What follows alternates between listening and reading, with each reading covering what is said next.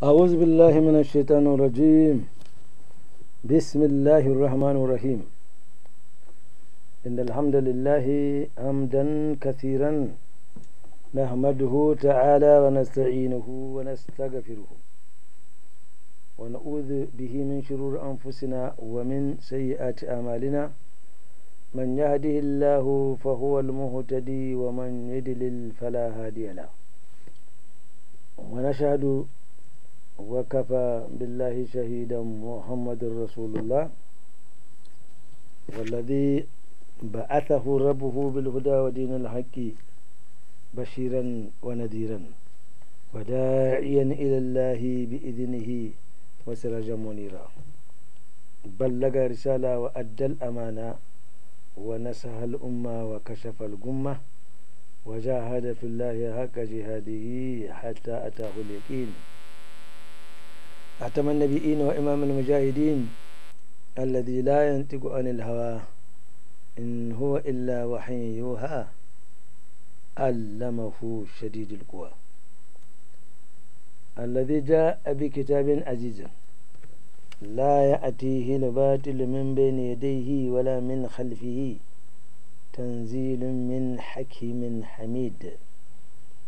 كتاب الذي من قال به صدق ومن عمل به أجر ومن حكم به عدل ومن دعا إليه فقد هدي إلى صراط مستقيم.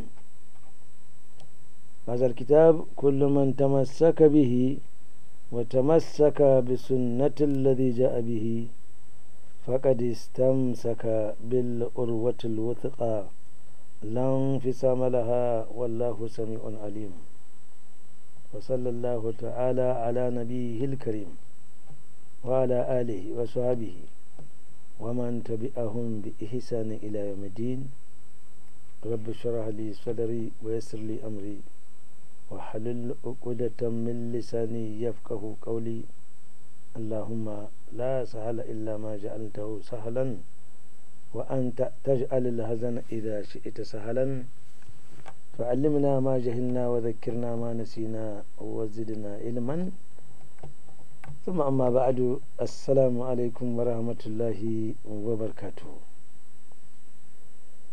Nous rendons grâce à Allah subhanahu wa ta'ala le clément, le tout miséricordieux, qui une fois encore nous a permis de nous retrouver autour de sa parole ainsi que celle de son prophète Mohammed, paix et bénédiction d'Allah soit sur lui. Allah le clément, le tout miséricordieux, créateur et unique administrateur de cieux et de la terre, Allah subhanahu wa ta'ala s'est donné un certain nombre d'attributs. C'est dans ce sens que nous sommes aujourd'hui à notre troisième entretien à propos de notre thématique intitulée Le sens du pardon et la notion de repentir. Comme nous le disions, nous sommes à notre troisième et dernier entretien. Et comme nous l'avons dit, les 2 semaines dernières, toutes les créatures, toutes confondues, toutes espèces confondues, qu'elles relèvent du règne humain, animal ou végétal, ne peuvent se passer de la miséricorde d'Allah subhanahu wa ta'ala. C'est dans ce cadre qu'Allah subhanahu wa ta'ala a laissé grandement ouverte à l'endroit de ceux qui sont censés poser des actes bien afin qu'ils estiment être rémunérés, ou qu'ils posent des actes de nature à transgresser les lois d'Allah subhanahu wa ta'ala parce que ils sont créés dans les prédispositions de causer ces travers et qu'ils reviennent demander pardon à Allah subhanahu wa ta'ala, ou alors qu'ils se rebellent selon la conception que l'espèce aura opté pour elle-même je fais ici allusion et aux génies et aux humains, ceux-là dont Allah subhanahu wa ta'ala les a rappelés fondamentalement le motif de leur création. Allah dit ba'da a'udhu billahi minash shaitanir rajim wa ma khalaqatul jinna wal insa illa liya'budun. Les génies et les humains ne sont créés par Allah que pour qu'ils l'adorent. Ainsi, ces créatures ne peuvent se passer de la miséricorde d'Allah subhanahu wa ta'ala. Allah a laissé grandement ouvertes les portes du pardon et celles de repentir.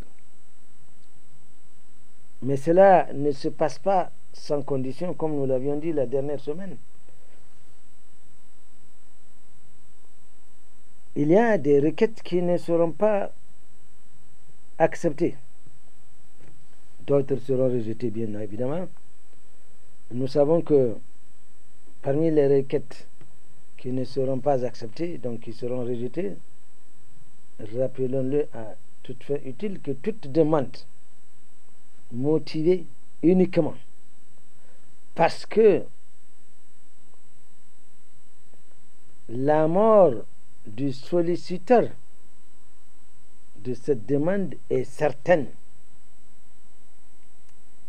Dans le cas d'espèce, l'exemple le plus édifiant que nous connaissons dans le Coran, eh bien, c'est celui de Pharaon, qui, une fois qu'il a senti sa mort certaine, c'est en ce moment qu'il se rappelle qu'il y a un créateur au-dessus duquel réellement il n'y a aucune divinité, et contrairement à ce qu'il dit, Ana rabbukum al-a'la, qu'il s'est proclamé la plus haute divinité, la plus sublime, que s'il y en existait même d'autres divinités, y compris celle à laquelle Moussa alayhi salam fait allusion, eh bien, lui, il est au-dessus de cette divinité-là.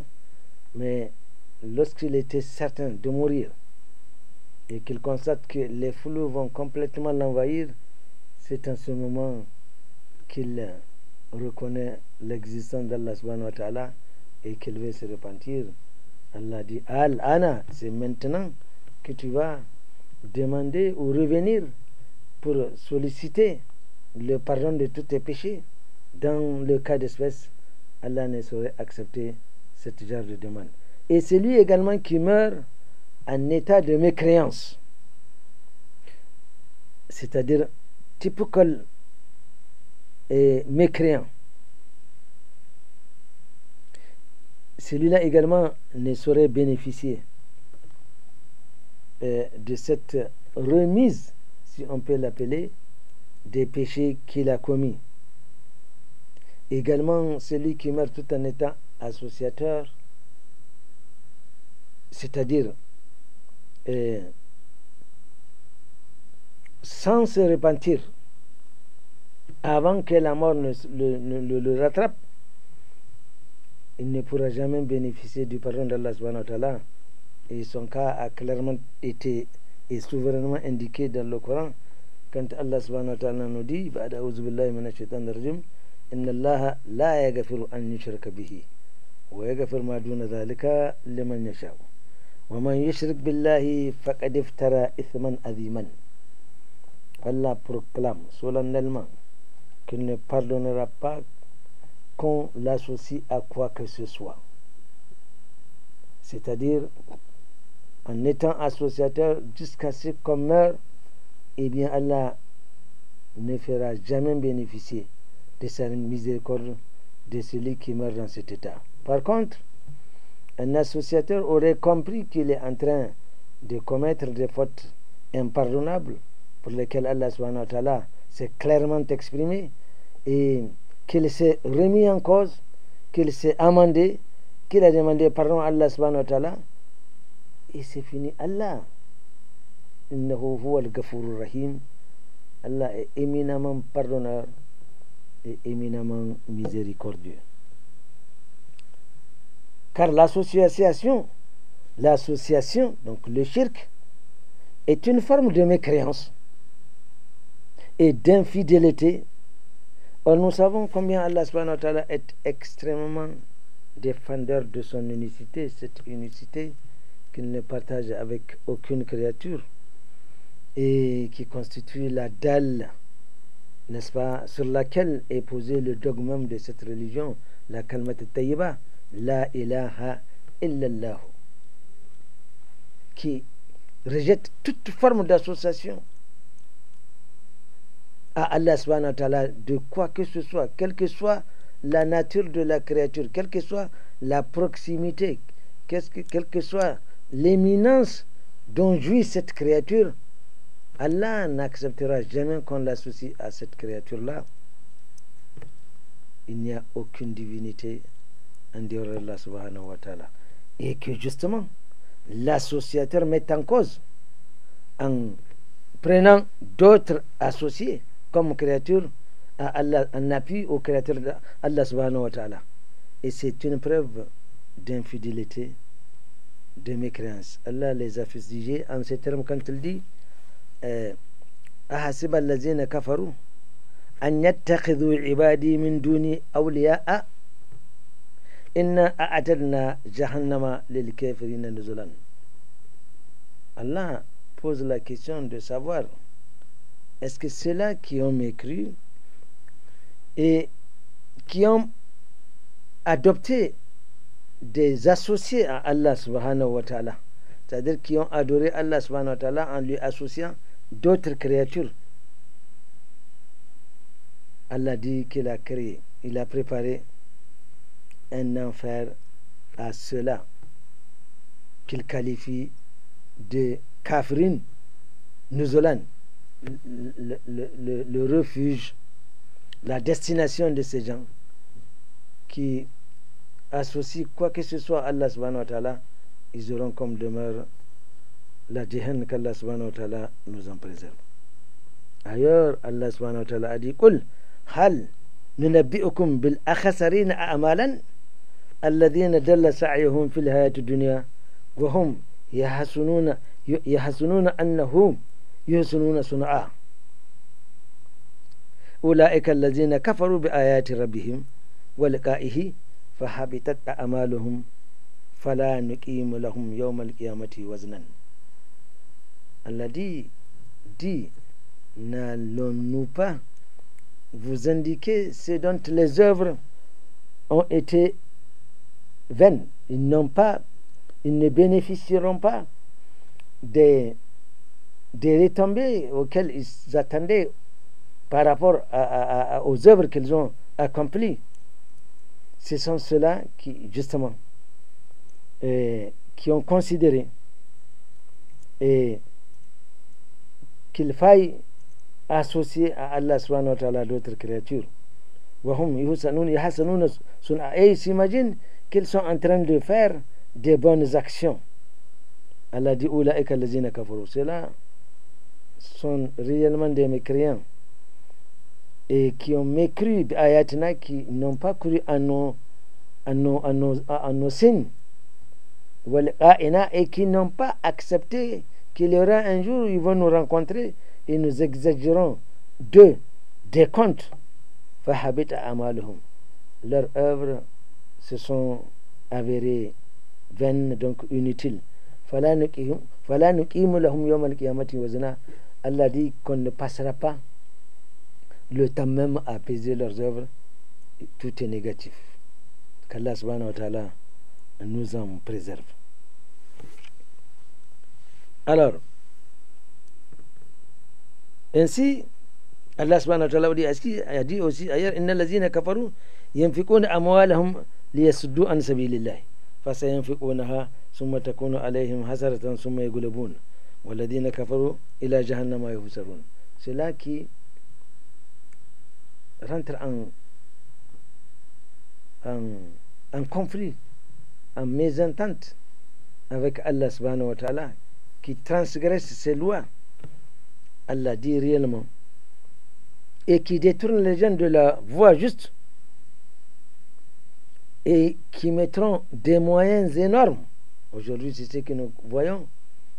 Et les ennemis de l'islam, et ils n'arriveront jamais à comprendre qu'on ne peut pas combattre avec Allah subhanahu wa ta'ala. Parce que chercher à arrêter l'islam, c'est combattre avec Allah subhanahu wa ta'ala. يريدون ليطفئوا نور الله بأفواههم والله متم نوره ولو كره الكافرون. Ils feront tout justement pour faire obstacle au développement de cette religion.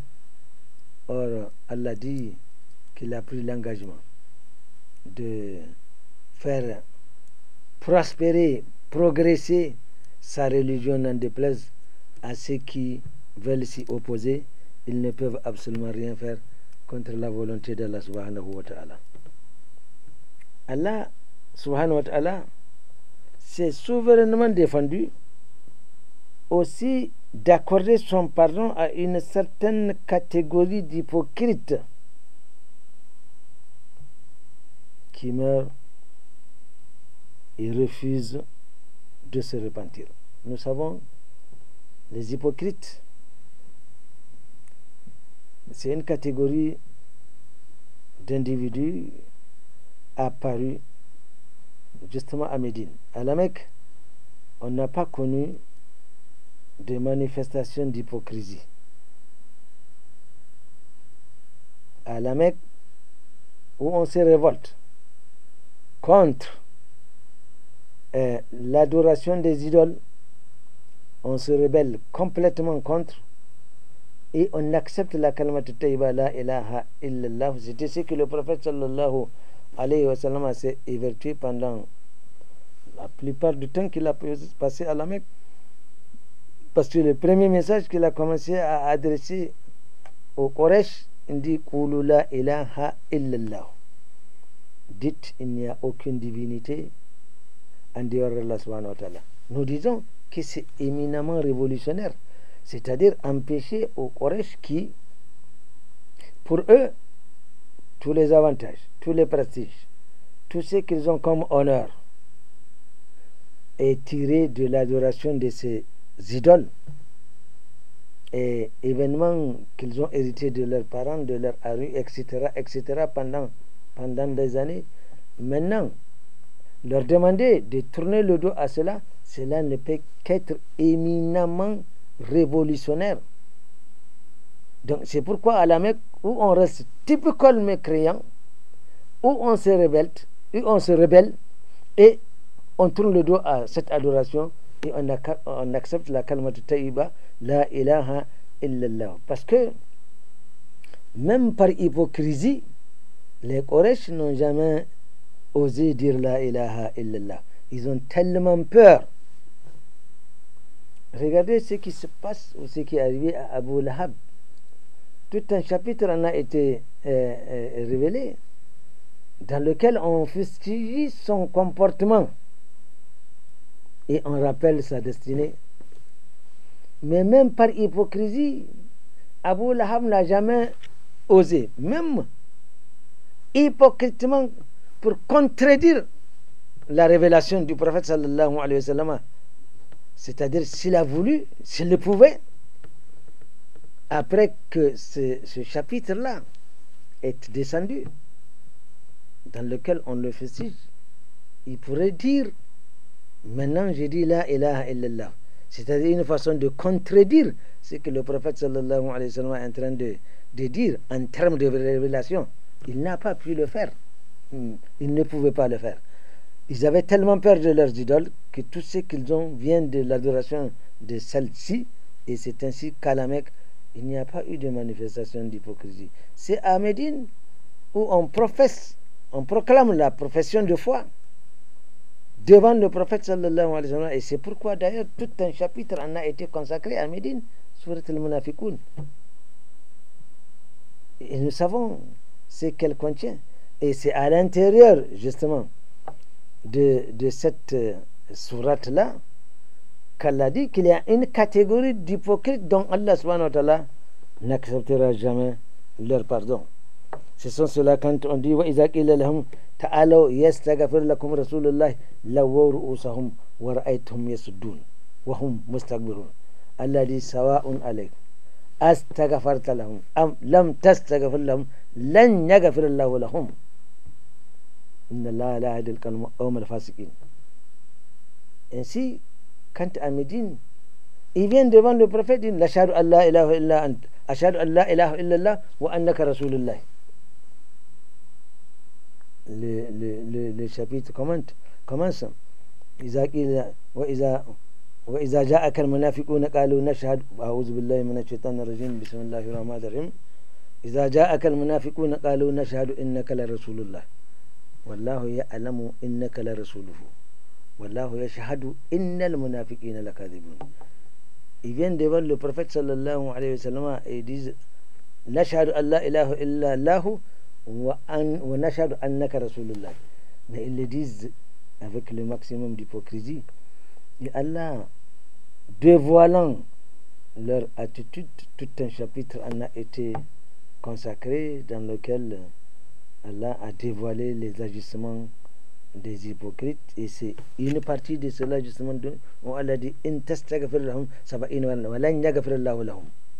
Allah ne leur pardonnera jamais parce qu'ils sont morts tout en étant dans l'hypocrisie.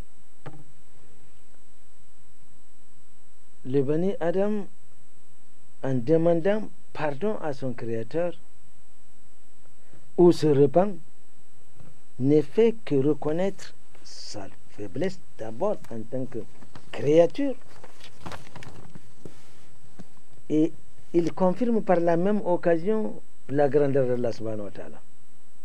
Ainsi, demander pardon à Allah subhanahu wa ta'ala est un acte d'une très grande adoration et de forte soumission à Allah subhanahu wa ta'ala. Et nous trouvons ce genre de demande de pardon même à l'endroit des éminences, même à l'endroit des prophètes, même à l'endroit des envoyés d'Allah subhanahu wa ta'ala. Et refuser de demander pardon à Allah subhanahu wa ta'ala en s'imaginant soit qu'on est au-dessus de cela ou que cela n'en valait pas la peine, est tout simplement une rébellion. Nous savons que certains péchés, comme nous l'avions dit,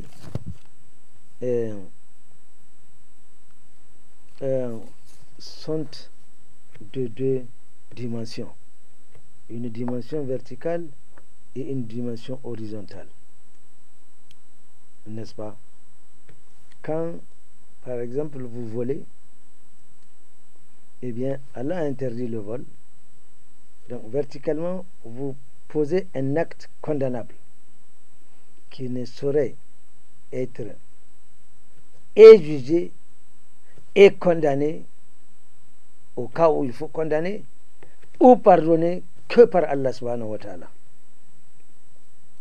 Mais horizontalement aussi, vous avez spolié les biens de quelqu'un. Ça constitue l'autre manche, la deuxième manche du péché de vol. Alors, Allah subhanahu wa ta'ala, s'il veut, vous sollicitez son pardon, donc verticalement, il peut pardonner. Mais Allah ne s'interfère pas dans les problèmes de ses créatures, n'est-ce pas? C'est-à-dire qu'Allah subhanahu wa ta'ala peut verticalement pardonner un péché parce qu'il a été sollicité et qu'il a accepté. Mais quand il y a un différend entre deux individus, entre deux créatures, Allah n'interfère pas et Allah n'intercède pas. Allah va juger. C'est pourquoi justement, quand vous causez du tort à un individu, vous avez l'obligation d'aller lui demander de vous pardonner. Une fois qu'il le fait, il est souverain et c'est effacé. Mais si cette demande n'est pas agréée, au cas même où elle a été formulée, eh bien ma foi, le péché reste consigné dans le livre. Et le travail, nous savons qui sont ceux qui sont chargés de l'exécuter. Il s'agit des anges. Donc, à partir du moment où on est conscient qu'on a un différend entre un individu, quel qu'il soit, il y a lieu, avant de quitter ce bas monde-là, d'aller le régler.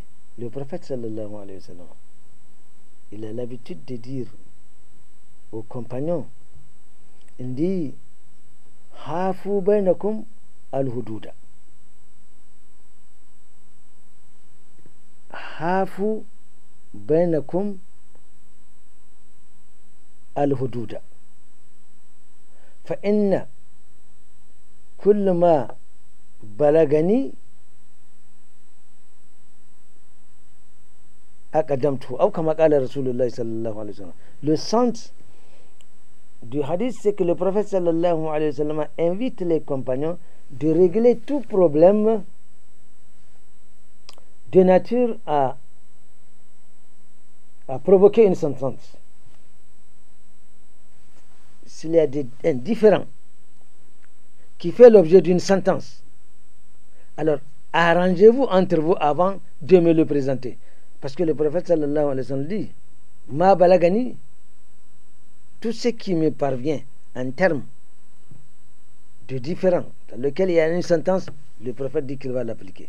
Donc organisez-vous pour que je ne connaisse pas ce genre de différend. Arrangez-vous, entendez-vous, mettez-vous d'accord pour que ce différend ne me soit pas parvenu. Parce que s'il ne me soit parvenu, une fois qu'il m'est parvenu, eh bien, je l'appliquerai la loi, bien sûr.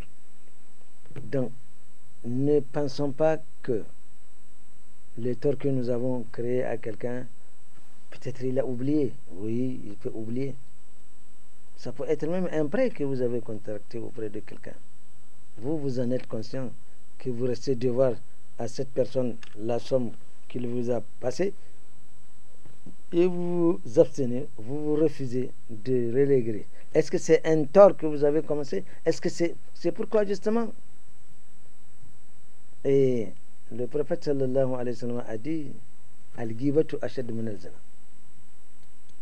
Le fait de diffamer quelqu'un. Nous voyons un autre péché qui a deux dimensions, verticale et horizontale. Allah a interdit la diffamation et vous avez diffamé tel ou tel individu.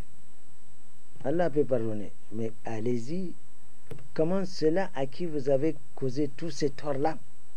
Et Allah subhanahu wa ta'ala sait aujourd'hui avec le développement de la technologie, ce que nous connaissons comme danger que représente aujourd'hui l'événement des réseaux sociaux. Donc à partir des portables, il se dit on transmet des erreurs, on transmet de la diffamation, on transmet des insultes, on transmet des calomnies, etc., etc., sans compter la perte certaine du temps que cela pose.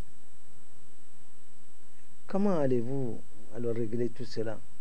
Pourquoi le prophète sallallahu alayhi wa sallam a dit al-ghibatu ashad min al-zina? Cela ne veut pas dire qu'on peut se permettre de faire le zina, pas du tout.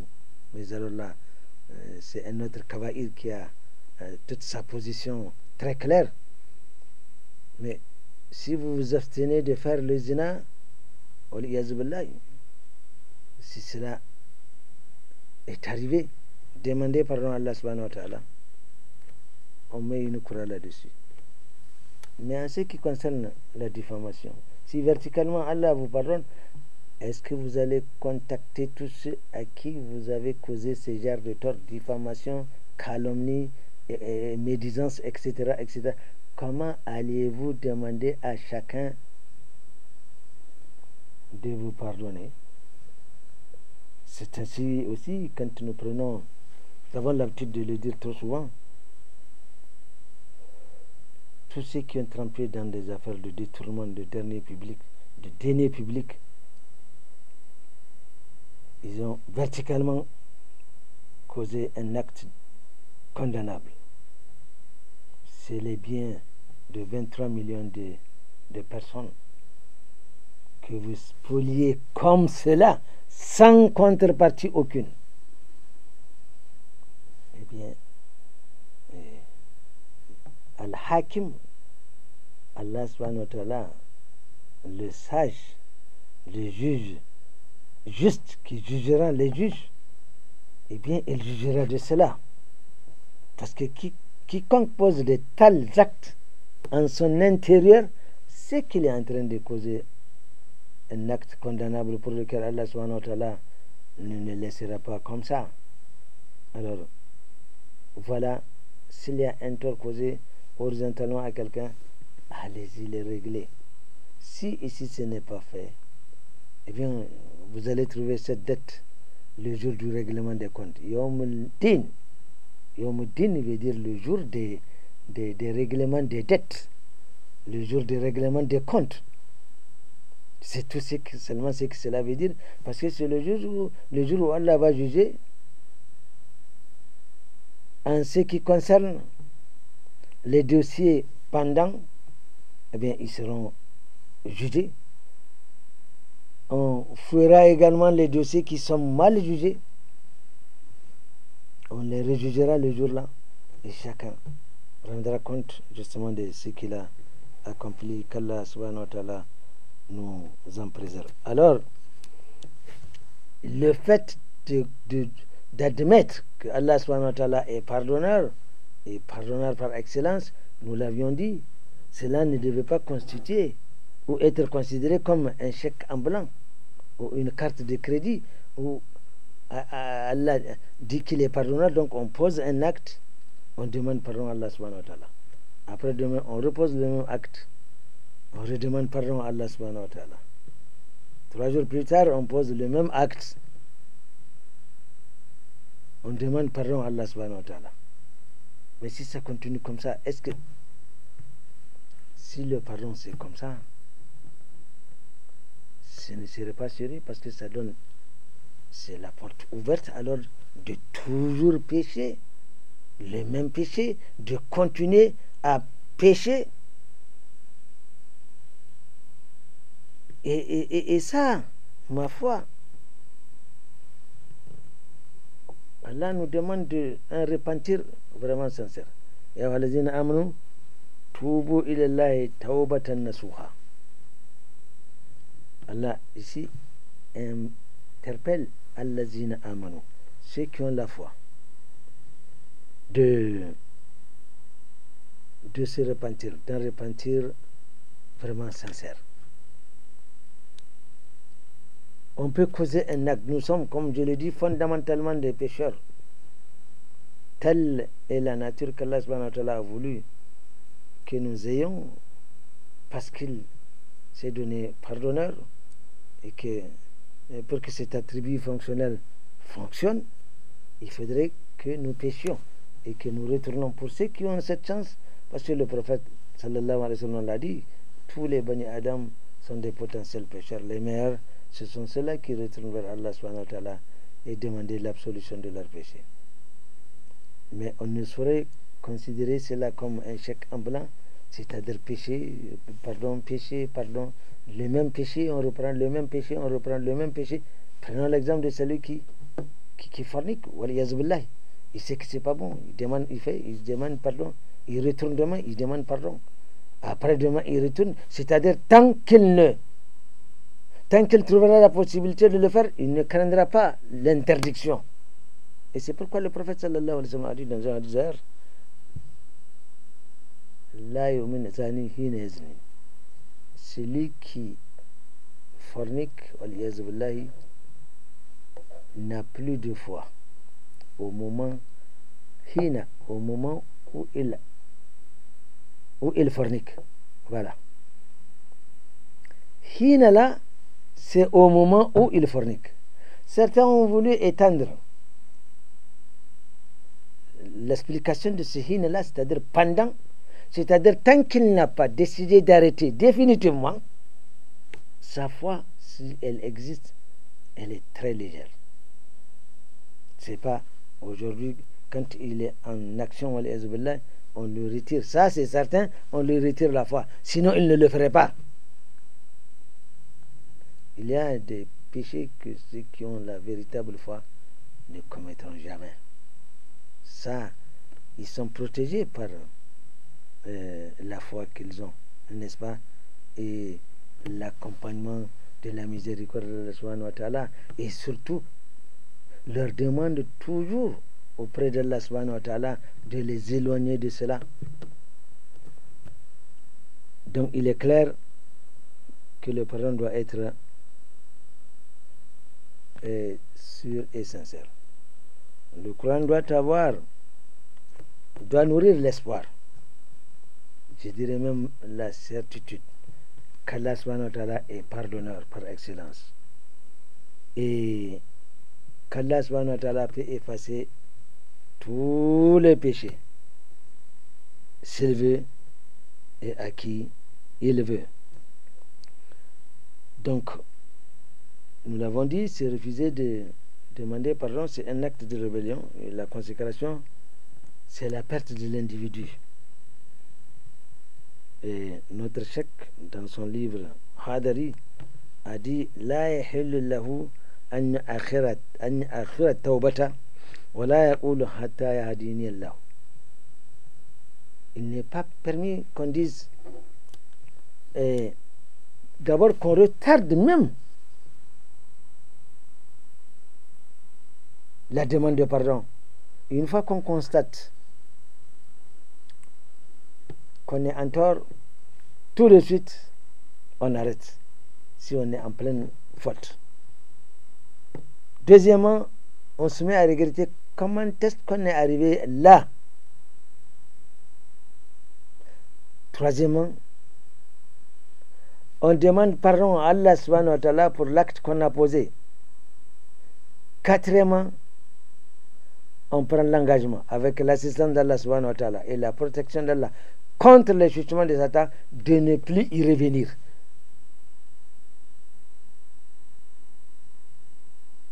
La vraie repentance, elle est accompagnée de la demande aussi de l'assistance d'Allah subhanahu wa ta'ala pour que Satan ne vous y pose pas ou ne vous ramène pas à ce même péché-là. Alors, nous savons que tous les péchés que nous commettons sont le fruit de notre passion. Tout ce que nous faisons, c'est dû à la passion que nous avons de causer ces actes. Le voleur, il est passionné de voler, n'est-ce pas? Le tueur, ça ne lui dit rien, il a la passion de tuer. C'est lui qui calomnie, qui médit, qui diffame. C'est lui qui se permet de prendre les biens d'autrui, etc., etc. C'est de la passion. Or, al-hawa ou ilahun ubad. La passion finit par devenir une divinité qu'on adore.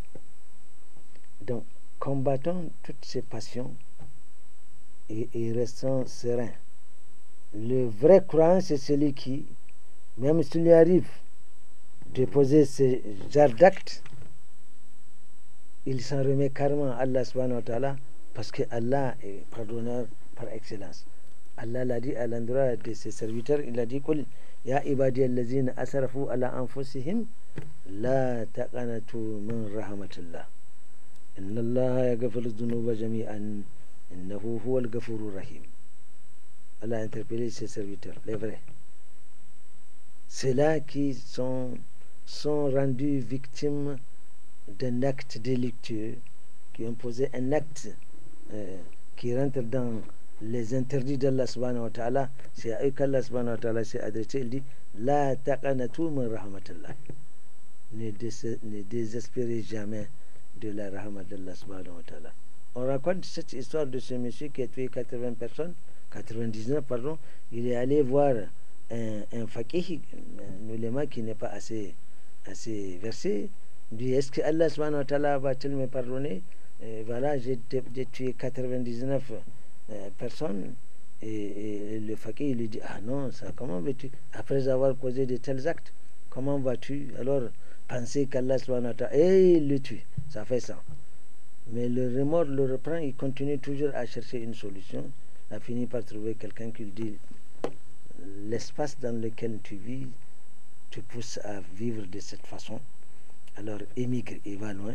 C'est ainsi qu'il va émigrer et demande pardon à Allah subhanahu wa ta'ala de tout ce que tu as causé comme acte. Et chemin faisant, Allah prend sa vie. C'est ainsi que des anges, un du paradis et un de l'enfer, sont venus parce que à mi-chemin, avant d'arriver à là où il a été recommandé de s'y rendre, il est mort. Les anges se discutent. Et c'est ainsi, en mesurant la distance entre l'endroit où il a quitté et là où il va, on constate qu'il est beaucoup plus de l'endroit où il va arriver. Et c'est ainsi que, justement, l'ange, cette intention, Allah subhanahu wa ta'ala va la récompenser. Et c'est l'ange, justement, de la rahma qu'il a accueilli.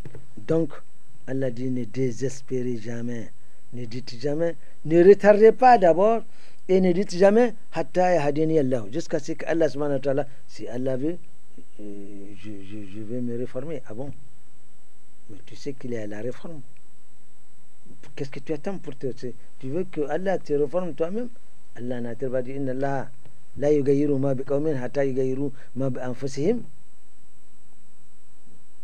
Un peuple qui fait du bien, Allah va toujours l'assister pour faire le bien. Jusqu'à ce que ce peuple ait décidé de faire du mal. Alors ça le regarde. Ou un peuple qui fait du mal, tant qu'il ne se décide pas de revenir à faire du bien, etc., etc. Allah n'interfère pas dans ce genre de choses. Donc, ne désespérez jamais de la rahma d'Allah. Inna Allah yaghfiru dhunuba jami'an. Allah pardonne tous les péchés de man yasha'u.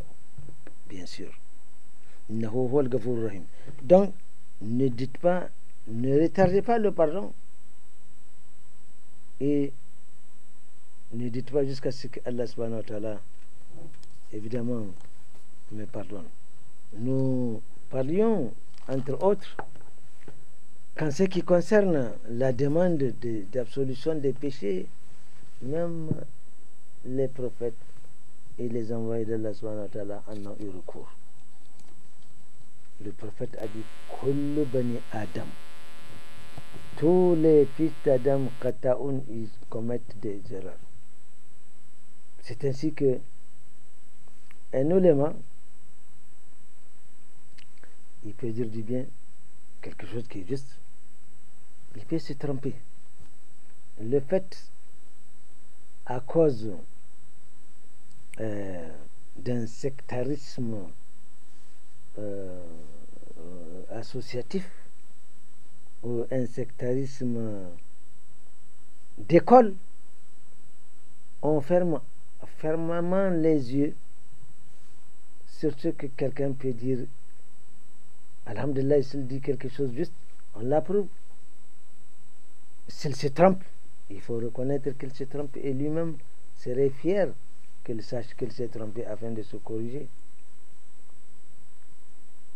Et notre imam Malik rahimahullah ta'ala a dit d'ailleurs kull kalamin yuqbalu aw yutrak aw kama qala.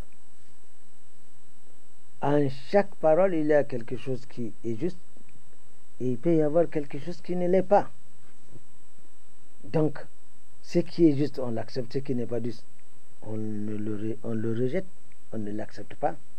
Il dit sauf la parole de celui qui est là et il indique la tombe du prophète sallallahu alayhi wa sallam. Lui seul s'il parle, ça ne se discute pas. Allah a souverainement accordé ce pouvoir au prophète sallallahu alayhi wa sallam de décider quand il dit wa ma kana lil mu'minin wala mu'minatin idha qada Allahu wa rasuluhu amran an yakuna lahum al-khiyaratu min amrihim wa ma ya'si Allah wa rasuluhu faqad dalla mubina. Il ne sait pas un croyant ainsi qu'une croyante qu'une fois qu'Allah subhanahu wa ta'ala et son prophète eurent décidé de quoi que ce soit, que ce croyant ou cette croyante ait un autre choix en dehors de celui-là. Le vrai croyant a déjà fait son choix, c'est celui d'Allah et de son prophète. Pour revenir à comment même les prophètes ont eu recours à la demande du pardon d'Allah, nous allons, si le temps nous le permet, prendre Nuh alayhi salam. Nuh alayhi salam, eh bien, nous savons qu'une fois dans son arche, Nuh a voulu sauver un de ses fils qui n'était pas encore montré dans l'arche. Et Nuh alayhi salam l'interpella. Son fils dit Sa'awi ila jabalin ya'asmini min al-ma'i. Il dit à son père Nuh que je vais me réfugier et me percher sur une montagne sûrement qui va me protéger de l'eau. Et Nuh alayhi salam lui dit aujourd'hui il n'y a aucune protection qu'à celui dont Allah subhanahu wa ta'ala en a accordé. Et c'est ainsi qu'une vague est venue les séparer. Et le fils de Nuh alayhi salam se trouva complètement noyé. Nuh alayhi salam, chagriné par la perte de son fils, s'adressa à Allah subhanahu wa ta'ala quand il dit Wanada Nuh rabbahu faqala Rabbi inna ibni min ahli wa inna wa'adaka al-haq wa anta ahkamul hakimin. Il dit mon fils, il fait partie de ma famille au Seigneur, et je sais que ta promesse est juste celle qui consiste à sauver évidemment tout ce qui était sien dans l'arche, et wa anta ahkamul hakimin, et tu es le sage, le juste, le juge juste. Le Seigneur répondit à Nuh alayhi salam en lui révélant que innahu min ahlik. قال يا نوح إنه ليس من أهلك إنه عمل غير صالح فلا تسألني ما ليس لك به علم إني أعظك أن تكون من الجاهلين. Allah interpelle Nuh et lui dit celui-là n'est pas de ta famille, parce que finalement il n'avait pas cru en la mission de Nuh alayhi salam, son père. Innahu amalun ghayr salik, il n'est pas croyant. Fala tas'alni ma laysa laka bihi ilmun. Ta demande de le sauver, ne me pose pas cette question-là parce que tu es dans l'ignorance. Inni a'izuka, moi je t'exhorte an takuna min al-jahilin, de ne pas tomber dans l'ignorance totale, ou que tu sois parmi les ignorants. Qala Nuh, qu'est-ce qu'il dit? Rabbi inni a'udhu bika an as'alaka ma laysa laka bihi ilmun. Il demande à Allah subhanahu wa ta'ala qu'il demande, n'est-ce pas, protection contre cette demande sur un sujet dont il n'a pas connaissance. Et il dit wa illa taghfirli wa tarhamni akun min al-shahidin. Halul mashahid. Wa illa taghfirli, au Seigneur, si tu ne me pardonnes pas, si tu ne m'accordes pas ton pardon, wa tarhamni, et que tu me couvres de ta miséricorde, akun, sûrement je serai min al-khasirin, parmi les perdants. Donc Nuh alayhi salam a sollicité d'Allah subhanahu wa ta'ala le pardon, ainsi qu'il le couvre de sa miséricorde, auquel cas il serait parmi les perdants. Évidemment, Allah subhanahu wa ta'ala concéda à sa demande. Wa qila ya Nuh ihbit bi salamin minna wa barakatun alayka wa ala umman ma'ak. Ainsi, Allah subhanahu wa ta'ala demanda à Nuh alayhi salam de débarquer dans l'arche, et c'est ainsi que justement Allah subhanahu wa ta'ala accorda le pardon à Nuh alayhi salam, et que nous voyons donc il a eu recours à demander à Allah subhanahu wa ta'ala le pardon. Quand nous prenons Daoud alayhi salam, lui aussi, tout en étant roi et prophète, il était roi et prophète. Daoud alayhi salam a reçu la visite de deux inconnus qui lui exposèrent un problème qui en réalité ne sont que deux anges envoyés par Allah subhanahu wa ta'ala afin de guider ses serviteurs dans la voie droite et de combattre surtout les passions. Daoud alayhi salam rendu un jugement erroné. Et voilà l'exposé du problème. Il a dit inna hada akhi lahu tis'un wa tis'una na'aja wa liya na'ajatun wahida faqala akafilniha wa azani fil khitab. C'est deux personnes qui sont venues se plaindre auprès de Daoud alayhi salam. Il dit voilà mon compagnon, il a 99 brebis et moi je n'ai qu'une seule brebis. Et il m'a demandé de lui passer ma brebis et il est fort dans le verbe. Et Daoud Ali قال لقد ظلمك بسؤال نعجتك إلى نعجه إن كثيرا من الخلطاء ليبغي بعدهم على بعد إلا الذين آمنوا وعملوا الصالحات وقليل ما هم وظن داود أنه فتناه فاستغفر ربه وخر راكعا وأناب. Il y a une réflexion à faire après la lecture de ce verset.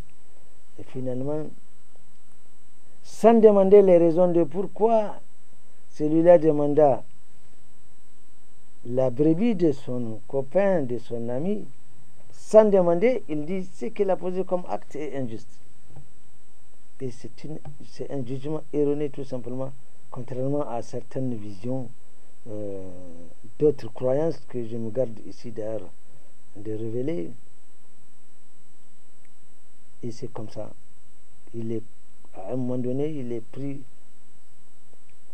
par ce remords. Il a constaté qu'il n'a pas demandé, mais pourquoi il t'a demandé ta brebis alors qu'il en a 99? Il a rendu un jugement.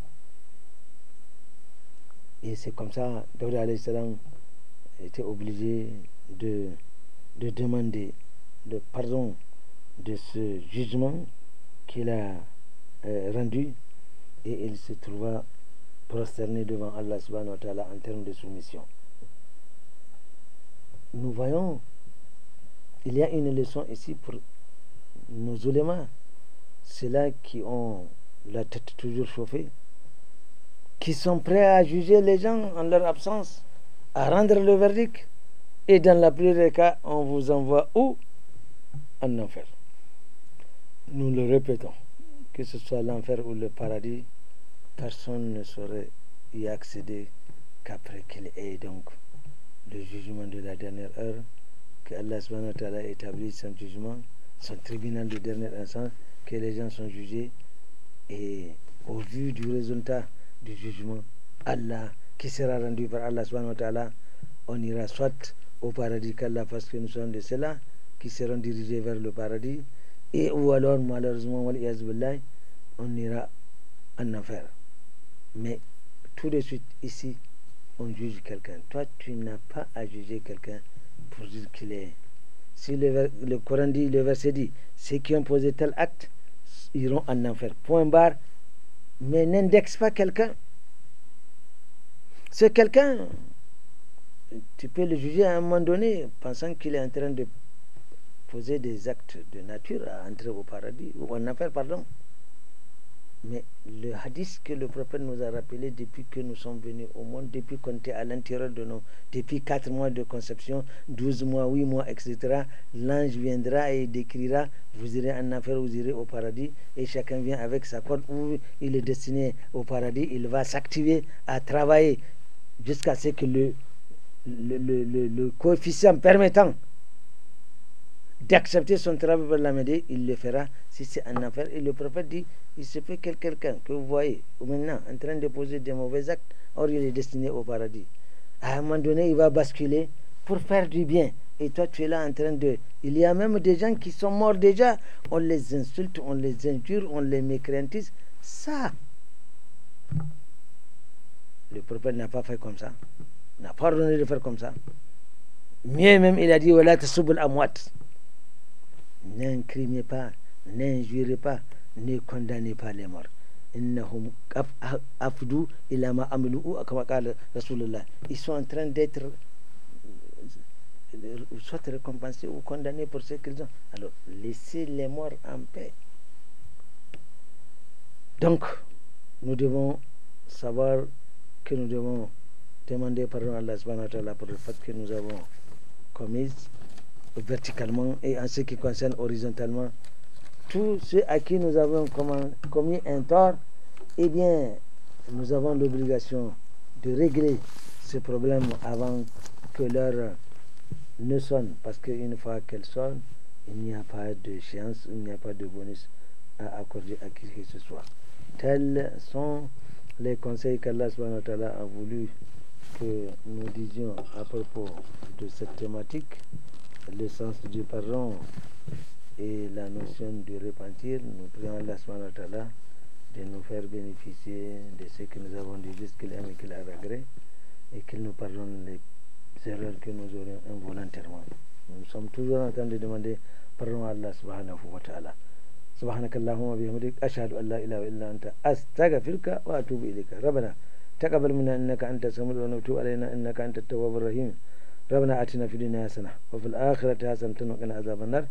إن الله وملائكته يصلون على النبي يا أيها الذين آمنوا صلوا عليه وسلموا تسليما.